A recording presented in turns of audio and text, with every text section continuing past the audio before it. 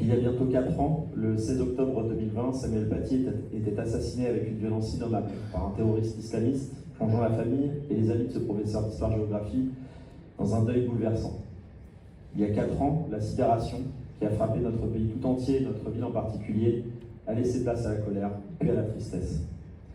Est ensuite venu le temps du deuil, puis celui du devoir de mémoire nécessaire pour ne jamais oublier et ne jamais baisser la tête, ne jamais baisser les bras devant le danger du terrorisme.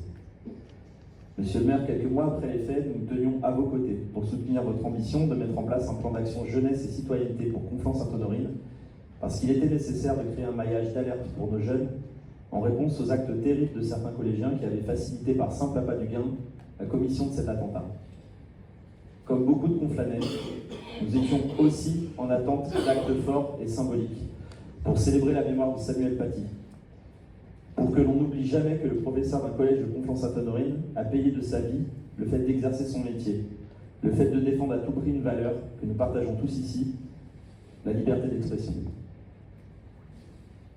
4 ans après les faits, notre groupe s'interroge, sans esprit de polémique mais avec beaucoup d'exigence. L'exigence de savoir ce qu'il advient finalement de ce plan d'action sur le long terme. Nous avons constaté que des choses ont été faites, comme la création du conseil municipal des jeunes ou encore la mise en place du passeport du civisme. Mais nous souhaitons qu'un bilan soit fait sur le long terme. Nous souhaitons aussi savoir ce qui est réellement fait pour toucher les jeunes de nos quartiers plus populaires. Notre seconde exigence, c'est d'obtenir enfin une réponse sur ce que la mairie a prévu de faire pour entretenir durablement la mémoire de Samuel Paty, au-delà de la création du livre de la liberté d'expression érigé sur la place de la Liberté. Je parle d'un hommage rendu par la ville de Conflans-Sainte-Honorine. En effet, nous avons donné un avis favorable ce soir à l'unanimité pour renommer le collège du Bois d'Aulne en collège Samuel Paty. C'est une bonne chose. Mais il s'agit d'une co-décision entre le conseil d'administration du collège, le département des Yvelines et la ville de Conflans.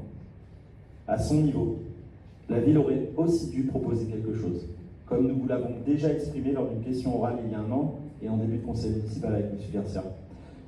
Avez-vous un autre projet, en dehors du changement du nom du collège? Avez-vous réfléchi à la mise en place d'un événement récurrent et hautement symbolique, en lien avec la liberté d'expression, un jardin du souvenir, ou au fait de renommer une rue, une place? De nombreux Conflanais nous ont exprimé à plusieurs reprises que nous le devons à Samuel Paty.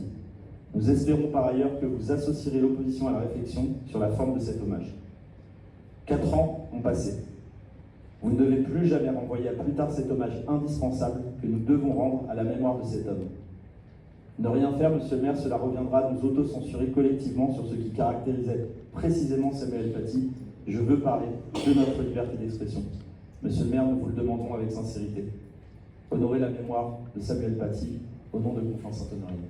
Je vous remercie. Le plan jeunesse et citoyenneté a été initié par la ville en partenariat avec les acteurs locaux. Il coordonne de nombreuses actions pour promouvoir la liberté d'expression, la liberté de la presse et l'engagement citoyen. Le passeport du civisme, vous l'avez cité, les ateliers de débat sur la laïcité, des expositions, des éducations médias. Là, je pense en particulier à l'association Cartooning for Peace qui sensibilise aux grands problèmes de société par le dessin de presse. De plus, l'association Lumière sur l'info, une association de journalistes en l'occurrence, a proposé 3 ateliers pour apprendre à décrypter l'information et le fake news à travers une intervention en classe de 4e au Collège des Hauts-de-Trèves. Cette action très appréciée par le Collège des Hauts-de-Trèves a été proposée à tous les établissements secondaires. Elle a à nouveau, cette année, été proposée au collège et au lycée Conflanais. Par ailleurs, j'étais moi-même présent à la remise des passeports du civisme et ce dispositif est à mon sens un bon investissement pour l'avenir. J'ai rencontré des jeunes citoyens plein d'idées pour leur ville, porteurs de messages positifs et désireux de s'investir positivement dans l'évolution de notre société. Si ce dispositif ou la création et l'animation d'un conseil municipal des enfants, d'un conseil municipal des jeunes ont apporté un véritable bonus en termes d'éducation et d'implication de nos jeunes, il ne nous aura pas non plus échappé que la ville ne peut pas porter seule sur ses épaules un programme qui doit être également impulsé par le gouvernement.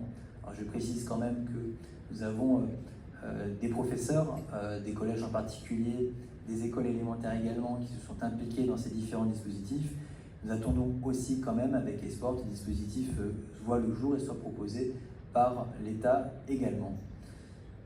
J'ajoute par ailleurs que une précision, c'est que le prochain VAC, donc celui de novembre, reprécisera l'ensemble des actions qui ont été impulsées dans le cadre du plan d'action pour la jeunesse et la citoyenneté. Je n'ai pas souhaité en faire un inventaire ce soir dans le cadre des questions orales. Vous en aurez bien sûr toutes les précisions dans le cadre du prochain dossier.